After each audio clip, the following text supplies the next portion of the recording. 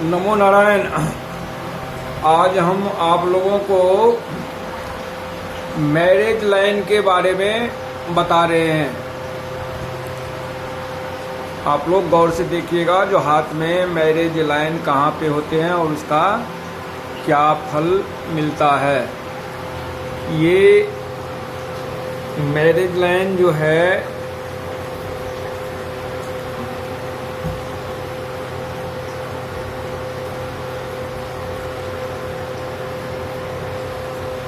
ये रेखाएं जो आप देख रहे हैं, ये मैरिज लाइन होता है। विवाह रेखाएं होती है हाथ में। ये चौथी उंगली जो होता है, यानी कि कानी उंगली, लिटिल फिंगर जिसको बोलते हैं, उसके नीचे में बुद्ध पर्वत के नीचे में ये लाइन होता है।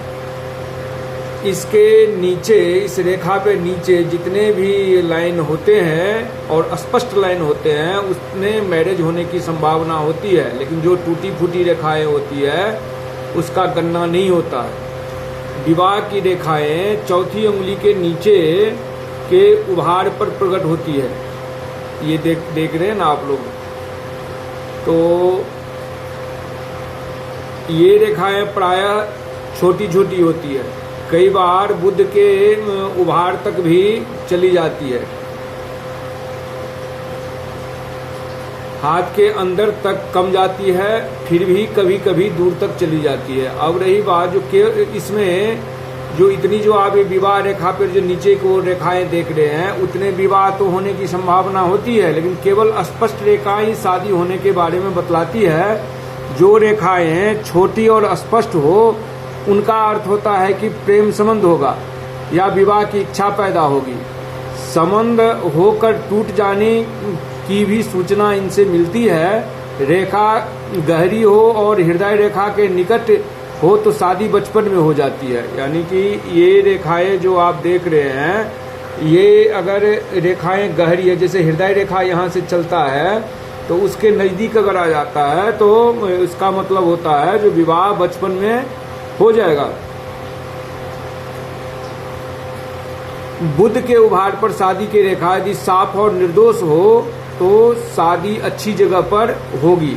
बुद्ध की रेखा पर जैसे ये जो है, इस पे अगर स्पष्ट रेखाएं हो तो साफ हो, निर्दोष हो। निर्दोष मतलब कहीं से टूटी न हो, रुग्ण न हो, बीच में फाई न हो। अगर निर्दोष हो तो शादी अच्छी जगह पर होगी और सुख का कारण बनेगी। जिस व्यक्ति के हाथ में विवाह रेखा नीचे हृदय रेखा की ओर आती है, ये देख रहे हैं ना, ये रेखा अगर हृदय रेखा के ओर ये विवाह रेखा आती है, झुक जाती है, तो उसे जीवन साथी जो है तो लड़के की आयु से, मतलब उनकी पत्नी की आयु कम होती है, यानी उनका जीवन साथी पहले ही मतलब डेथ कर जाता है। अगर लड़की के हाथ में है तो उनका पति पहले ही डेथ कर जाता है।